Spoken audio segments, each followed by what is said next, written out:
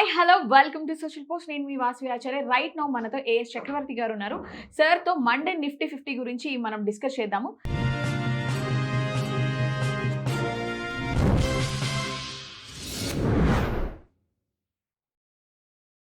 Hi sir, నమస్తే. ఎలా ఉన్నారు సార్? ఫైన్ మేడం గారు. సో అందరికి డౌట్, రేపు రాబోయే మండే నిఫ్టీ ఎలా ఉంది, దాని రెసిస్టెన్స్ ఎలా ఉంది, సో దాన్ని ప్రభావితం చేసే అంశాలు ఏంటి? ఫైనల్గా ఏంటంటే ఆచార్య మేడం గారు మీరు అడగదలుచుకుంది. సో జూలై 20వ తారీఖు సోమవారం నుంచి ప్రారంభమయ్యే వారానికి నిఫ్టీని ప్రభావితం చేసే అంశాలు ఏంటి, నిఫ్టీ సపోర్ట్స్ రెసిస్టెన్సెస్ లెవెల్స్ ఎలా ఉంటాయి, క్రూషియల్ పాయింట్ ఏంటి నిఫ్టీకి అనేది మీరు అడగదలుచుకున్నారు. సో నాకు అర్థమైంది, నేను గుంటూ డిస్కస్. ఫస్ట్ ఆఫ్ ఆల్ ఈ అవకాశం కల్పించిన మీకు, అదేవిధంగా మీ ఛానల్ సోషల్ పోస్ట్ వారికి ఒకసారి ధన్యవాదాలు చెప్పుకుంటూ మనం కార్యక్రమంలోకి వెళ్దాం. మేడం గారు, first of all quarter results అనేటువంటి చాలా ఇంపాక్ట్ ఉంటుంది. ఆల్రెడీ రిలయన్స్ రిజల్ట్స్ వచ్చేసింది. నేను Friday market president Reliance results వచ్చేసినాయి. సో ఓవరాల్గా చూసుకున్నట్టయితే రిలయన్స్ రిజల్ట్స్ అనేటువంటివి ఖచ్చితంగా బాగున్నాయి. ఎందుకంటే ఒక క్వార్టర్లో 3,09,000 చిల్లర కోట్ల రూపాయల సేల్స్ అంటే మంచి సేల్స్ కింద లెక్క. అదేవిధంగా లాభం కూడా మీకు 23,000 కోట్ల పైచిలుకు వచ్చేసింది. 23,000 కోట్ల పైచిలుకు లాభం కూడా వచ్చింది, నెట్ ప్రాఫిట్ కూడా. సో ఓవరాల్గా చూసుకున్నట్టయితే సేల్స్ కానీ ఇప్పుడున్న మార్కెట్ కండిషన్స్లో, ఇప్పుడున్న నెగిటివ్ సినారియోలో ఈ హార్మోజు, స్ట్రైట్ ఆఫ్ హార్మోజ్ క్లోజ్ చేయటం, ఇరాను అమెరికా ఈ వారు, ఈ కండిషన్స్ వీటన్నిటిని బేస్ చేసుకొని చూసుకున్నట్లయితే నీకు 3,09,000 కోట్ల చిల్లర సేల్స్ ఇవ్వటం కానీ 23,000 కోట్ల చిల్లర నెట్ ప్రాఫిట్ ఇవ్వడం కానీ మంచి ప్రాఫిట్ కింద లెక్కే. అయితే కొంతమంది ఏమంటారంటే లాస్ట్ క్వార్టర్లో, ఇదే సంవత్సరం లాస్ట్ క్వార్టర్ రిజల్ట్స్ రిలయన్స్ యొక్క నెట్ ప్రాఫిట్ 30,000 కోట్ల చిల్లర ఉంది. ఓకే, ఈ క్వార్టర్లో 23,000 కోట్లే కదా, 22% డౌన్ అయిందని ఒక వాదన చేస్తున్నారు. దీనికి నేనేం చెప్పదలుచుకున్నానంటే, లాస్ట్ క్వార్టర్లో అంత లాభం రావడానికి Reliance the main reason, Reliance యొక్క కొంత స్టేక్ ఏషియన్ పెయింట్స్లో ఉంటే అమ్మేసుకున్నారు. అలా చేయొచ్చు సార్, అమ్మేసుకోవచ్చు. దానివల్ల అది 8,000 కోట్ల చిల్లర వచ్చింది, ఎక్కువ వచ్చింది. అందువల్ల మీకు 20-30,000 కోట్ల వచ్చింది లాస్ట్ ఇయర్ ఇదే సేమ్ క్వార్టర్లో అంటున్నారు. ఆ 8,000 కోట్ల చిల్లర తీసేస్తే 21 కోట్ల చిల్లరే. అలా చూస్తే క్వార్టర్ బాగానే ఉన్నట్టు, లాస్ట్ ఇయర్ క్వార్టర్తో పోల్చుకుంటే మంచి లాభమే. అందులో ఓవరాల్గా చూసుకున్నట్టయితే beat the market estimations Reliance. అందువల్ల రిలయన్స్ రిజల్ట్స్ బాగున్నాయి. రెండోది అతి క్రూషియల్ ఏంటంటే, ఇవాళ 3 బ్యాంకుల రిజల్ట్స్ వస్తున్నాయి, అతి పెద్ద బ్యాంకులు. ఇవాళ ఈ వీడియో రికార్డ్ చేస్తుంది. సో 18వ తారీఖు సాటర్డే ఉదయం ఈ జూలై మనం రికార్డ్ చేస్తున్నాం. ఇవాళ సాయంత్రం లోపల already axis bank announced result, ICICI bank, HDFC bank results కూడా వచ్చేస్తాయి. సో కొంత పాజిటివ్గానే ఉంటాయి. సో అందువల్ల వీటన్నిటి బేస్ చేసుకుంటే మండే మార్కెట్ పాజిటివ్గా ఉండడానికి అవకాశాలు ఉన్నాయి. సో రిలయన్స్ కానీ బ్యాంకింగ్ సెక్టార్ రిజల్ట్స్ పాజిటివే అనే ఒక ఊహ ఉంది కాబట్టి పాజిటివ్గానే వస్తాయి. రిలయన్స్ పాజిటివే, మై పర్సనల్ ఫీలింగ్. తర్వాత బ్యాంకింగ్ సెక్టార్ రిజల్ట్స్ కూడా పాజిటివ్గానే వస్తాయి. ఏది ఏమైనా ఎప్పుడు కూడా మండే మార్కెట్ ఓపెన్ అయిన తర్వాత ఒక 5-10 నిమిషాలు చూడాలి. ఓకే, ఎందుకంటే మనం ఈ వీడియో చేసేటప్పుడు చాలామంది చెప్తుంది ఏంటంటే ఇంప్రూవింగ్ అబ్జర్వేషన్ స్కిల్స్ అనే దాన్ని బేస్ చేసుకొని మనం చేస్తున్నాం. ఇంప్రూవింగ్ ది స్కిల్స్ కోసం మనం ఈ వీడియోలు చేస్తున్నాం. మనం లాంగ్ ఎలమని షార్ట్ ఎలమని ఎలాంటి రికమెండేలు చేయట్లేదు. అందువల్ల మనం ఏం చేస్తామంటే, ఎవడైనా సరే మార్కెట్లో కొత్తగా వచ్చేటువంటి వాళ్ళకి ఏం చెప్తామంటే, ఎంత పాజిటివ్ న్యూస్లు ఉన్నా మార్కెట్ ఎలా రియాక్ట్ అవుతుందని చూడాలి.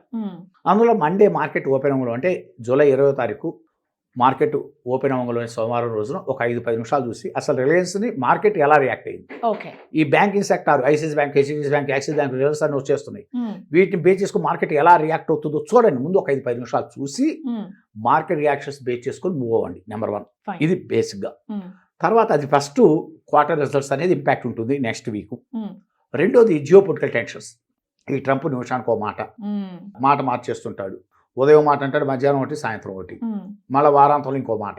సో అందువల్ల ఈ స్ట్రైట్ ఆఫ్ హార్మోజు, ఈ ప్రాబ్లము, తర్వాత ఇరాను అమెరికా వారు, ఇవన్నీ అసందిగ్ధంగానే ఉన్నాయి. ఇంకా ఎంఓయూస్ మీద సైన్స్ ఇంకా పడలే.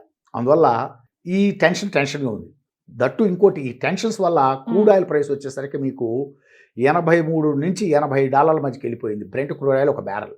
ఓకే, $85 కనుక దాటితే Indian oil companies problem start అవుతాయి. మళ్ళీ వాళ్ళ మార్జిన్స్ మీద చాలా గట్టి ఎఫెక్ట్ చూపిస్తుంది. అందువల్ల సడన్ ఆఫ్ ఆల్ మొన్నటిదాకా 71, 72, $69 కూడా వచ్చినటువంటి క్రూడ్ ఆయిల్ మళ్ళీ సప్పని పెరిగిపోయి, మళ్ళీ జియో పొలిటికల్ టెన్షన్స్ పెరగంలోనే $83 నుంచి $80 మధ్యకి వచ్చేసింది బ్రెంట్ క్రూడ్ ఆయిల్ ఒక బ్యారెల్. ఓకే. సో అందువల్ల ఇది కొంచెం ప్రమాదకరమైన గంటికలే మార్కెట్కి రాబోయే రోజులు. అదొకటి. అంటే కొన్ని పాజిటివ్స్ ఉన్నాయి, కొన్ని నెగిటివ్లు ఉన్నాయి. క్వార్టర్ రిజల్ట్ పాజిటివ్గా ఉన్నాయి. స్ట్రైట్ ఆఫ్ హార్మోజ్ క్లోజ్ అవటం కానీ, లేకపోతే ఇరాన్ అమెరికా టెన్షన్స్ కానీ నెగిటివ్ న్యూస్ కింద తీసుకుందాం. సో ఇంకోటి వచ్చేసరికి బ్యాంకింగ్ తర్వాత వన్ మోర్ ఇంపార్టెంట్ పాయింట్ వచ్చేసరికి అతి ముఖ్యమైన పాయింట్ సాఫ్ట్వేర్ సెక్టర్ మొత్తం కూడా పాజిటివ్గా ఉంది. ఓకే. ఎందుకంటే ఇప్పుడు నేనేం ఎలా చూస్తానంటే మేడం గారు 4,500 ట్రేడ్ అవుతున్నప్పుడు టీసీఎస్ చాలా ఎక్కువ ధర అని చెప్పా. ఇన్ఫోసిస్ 1900 వచ్చినప్పుడు చాలా అతిగా పెరిగింది, చాలా ఎక్కువ ధర అని చెప్పా. ఇవాళ 2100కి 200కి వచ్చినప్పుడు టీసీఎస్ నా దృష్టిలో కొనదగ్గ ధర. నా దృష్టిలో అయితే, అంటే మనం ఏం కొనమని ఎవరిని రికమెండ్ చేయట్లేదు, నా దృష్టిలో. అందుకని సాఫ్ట్వేర్ ఒకటి ఇప్పుడున్న వస్తున్న రిజల్ట్స్కి ఇప్పుడున్న రేట్లని కాంపెన్సేట్ చేసుకొని చూసినట్టయితే ఖచ్చితంగా మంచి ధరలే. ఓకే. చాలా మంచి ధరల కింద, అంటే చాలా తక్కువలో ట్రేడ్ అవుతున్నట్టే పాజిటివ్గా ఉండడానికి అవకాశం ఉన్నాయి. దట్టు రూపాయిలో పడిపోతుంది రోజు రోజుకి. అదొకటి. మీకు ఓవరాల్గా వరల్డ్ వైడ్గా వచ్చేసరికి సాఫ్ట్వేర్ మీద స్పెండింగ్ తగ్గుతున్న మాట వాస్తవైనా ఇప్పుడు రూపాయలు తెగపడిపోతుంది.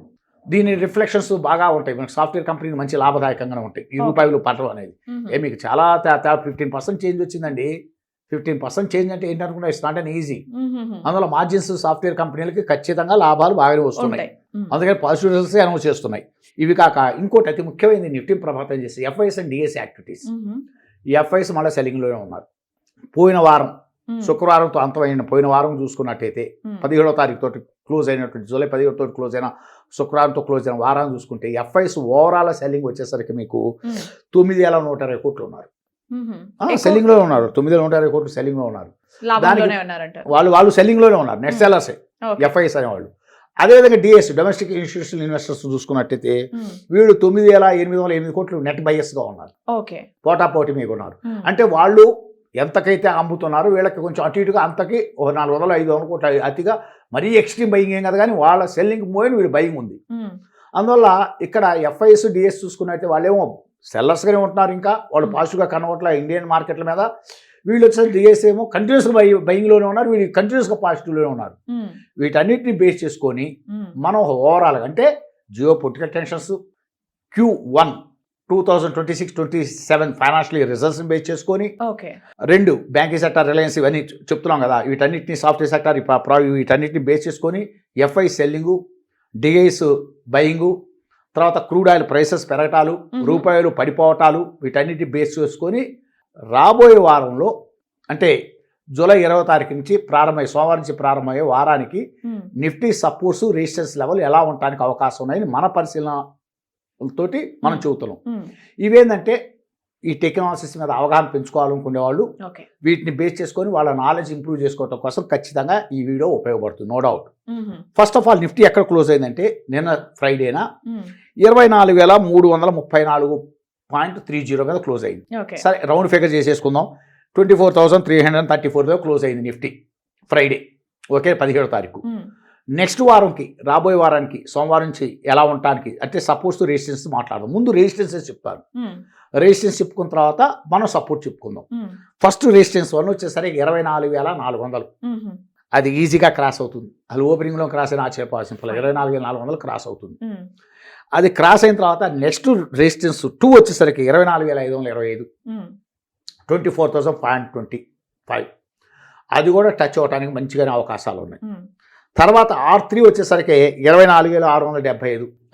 బ్యాంకింగ్ రిజల్ట్స్ రిలయన్స్ పాజిటివ్గా కనుక మార్కెట్ రియాక్ట్ అవుతే, బ్యాంకింగ్ రిజల్ట్స్ని రిలయన్స్ని పాజిటివ్గా కనుక మార్కెట్ రియాక్ట్ అయితే మీకు 24,675 అనేటువంటి చాలా ఈజీగా వెళ్ళిపోతుంది. అంటే R1, R2, R3 చాలా ఈజీగా వెళ్ళిపోతాయి.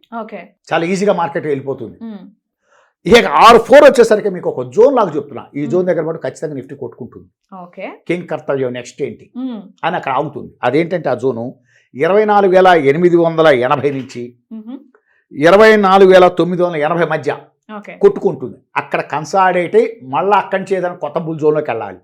అక్కడ ఫెయిల్ అవుతే మళ్ళీ కరెక్షన్ వస్తుంది. లిటిల్ బిట్ కరెక్షన్ మార్కెట్లో రావడానికి, కరెక్షన్స్ రావడానికి అవకాశం ఉన్నాయి. షార్ట్ టర్మ్ కరెక్షన్స్ రావడానికి అవకాశం ఉన్నాయి. ఇది మనం రెసిస్టెన్స్ అంటే అప్వర్డ్ వైపు నిఫ్టీ మూవ్ అయితే ఎలా ఉంటుందని చెప్పాం. అదే డౌన్వర్డ్కి వస్తే ఎలా ఉండడానికి అవకాశాలు ఉన్నాయంటే, ఫస్ట్ మార్కెట్ ఏదన్నా నెగిటివ్గా రియాక్ట్ అవుతే ఈ రిజల్ట్స్ అన్నిటిని బేస్ చేసుకొని లేదు ఈ straight of hormones problems, Iran America tensions ఇంకా ఏదైనా ఇదయ్యి ఇంకా క్రూడ్ ఆయిల్ ప్రైసెస్ మస్తుగా పెరిగిపోతా ఏ $90 దాటిపోయింది అనుకోండి, $80 దాటితేనే స్ట్రగుల్స్. అవును సార్. స్ట్రగుల్ వెళ్ళిపోతుంది. ఇండియన్ ఎకానమీ స్ట్రగుల్స్ ఫేస్ చేయాల్సి వస్తుంది. $85 అనేది కనుక క్రాస్ అవుతే ఇండియన్ ఎకానమీ బర్డెన్ అవుతుంది. No doubt about it. To Indian all companies is major burden కింద లెక్కే, నో డౌట్. ఓకే. అందువల్ల ఆటోమేటిక్గా ఎప్పుడైతే క్రాస్ అవుతూ రూపాయి ఇంకా పతనం అవుతుంది అనుకోండి, ఒకవేళ మేబీ డౌన్ కూడా అయితే ఎలా ఉంటుందో చెప్పబోతున్నాను. ఫస్ట్ సపోర్ట్ 1 వచ్చేసరికి 24,000 దగ్గర ఉంది. ఏదైనా నెగిటివ్గా తీసుకుంటే అది చాలా ఈజీగా వచ్చేస్తుంది. 24,000 కళ్ళు మూసి కళ్ళు తెచ్చే లోపల వచ్చేస్తుంది. ముందే చెప్తున్నాను, అంత ఫాస్ట్ పడుతుంది 24,000కి. Q1 రిజల్ట్స్ కనుక ఏదైనా నెగిటివ్ తీసుకునేట్లయితే. అదే సపోర్ట్ 2 వచ్చేసరికి అది బ్రేక్ డౌన్ కొడితే, ఒకవేళ 24,000 బ్రేక్ డౌన్ కొడితే S2 సపోర్ట్ 2 వచ్చేసరికి మీకు వచ్చేసరికి 23,780. ఇక్కడ 23,780 మీద ఒక ముఖ్యమైన విషయం చెప్తారు. ఇది నిఫ్టీ చాలా క్రూషియల్ పాయింట్. ఓకే. మళ్ళా ఎవరైతే టెక్నాలజీస్ మీద అవగాహన పెంచుకోవాలనుకుంటున్నారో, తర్వాత ఎవరైతే అబ్జర్వేషన్ స్కిల్స్ డెవలప్ చేసుకోవాలనుకుంటున్నారో వాళ్ళకి నేను చెప్తుంది, ఇది ఒక పెద్ద crucial point the Nifty at present situations. రాబోయే వారానికి నిఫ్టీకి 23,785 చాలా క్రూషియల్ పాయింట్. అది కట్ అవ్వనంతసేపు అంత డేరుగానే ఉండొచ్చు. ఈ 23,780 క్రూషియల్ పాయింట్ కనుక బ్రేక్ డౌన్ కొడితే మటుకు ఇక కొంత అప్రమత్తంగా ఉండాలి. నిఫ్టీలో ముందే చెప్తున్నాను, పొజిషన్స్ క్లోజ్ చేసుకోవడానికి రెడీ అయిపోవాలి. ఎవరన్నా చెప్తున్నాను ఇంప్రూవ్ చేసుకోవాలనుకునే వాళ్ళు స్కిల్స్. నెక్స్ట్ S3 వచ్చేసరికి స్ట్రైట్ వచ్చేసింది 23,600కి. 23,600 కనుక బ్రేక్ డౌన్ అవటం చాలా కష్టం. అక్కడ గట్టి సపోర్ట్ రావాలి. ఒకవేళ బ్రేక్ డౌన్ అవుతే మటుకు 23,340 23,050 మధ్య జోన్ ఉంది.